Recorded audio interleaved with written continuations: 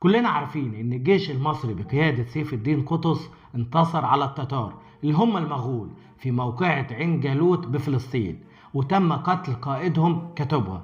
لكن السؤال هنا، يا ترى سيف الدين قطز انتصر على جيش التتار بأكمله ولا جزء منه؟ ويا ترى مين هو كتبغة؟ كتبغة بقى هو قائد جيش التتار في معركة عين جالوت، وهو من قبيلة النايمان، وهو أحد أبرز قوات هولاكو ابن طولوي ابن جنكيز خان.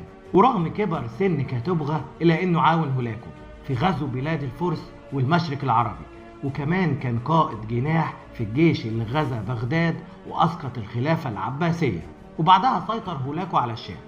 لكن في التوقيت ده اضطر هولاكو أنه يرجع إلى منغوليا بسبب وفاة أخيه الخان الأكبر منكو خان، وخد معاه معظم الجيش وساب باقي الجيش تحت قيادة كتبغة. كتبغة بقى كان معروف عنه انه بيستخدم حاجات جديدة ما استخدمهاش حد قبله في حربه مع المسلمين. فمثلا كل ما يخش بلد ياخد مقاتليه ويروح على البلد اللي بعده ويقول لهم خدوهم يعيشوا معاهم، فلما ياخدوهم ويوافقوا تبدأ الأكل والطعام والشراب يقل، فبالتالي تقل مدة الحصار عليهم فينجح في دخول البلد. أو لما يرفضوا يبدأ يحاربهم بأهل البلد اللي دخلها قبل كده، وبالتالي يقف يتفرج ويخش البلد بسهولة. وكان لما يحاصر بلد أو مدينة يقول لهم المية بتاعتكم هتخلص وبالتالي هتموتوا، فالأفضل إن احنا نتفق على الصلح. فلما يوافقوا يخش المدينة ويقتله. وكان بيتصف كتبغة إن ليه لحية طويلة مسترسلة، وكان شديد الهيبة والسطوة. ومن ضمن اللي هربوا قصاد كتبغة كان الناصر يوسف حاكم دمشق والملك المنصور صاحب حماه، وراحوا على فلسطين وسابوا دمشق من غير أي مقاومة، وبالتالي سلمها الأمير الزين الحافظي إلى كتبغة وهولاكو بعد ما كتب ليهم عهد الأمان.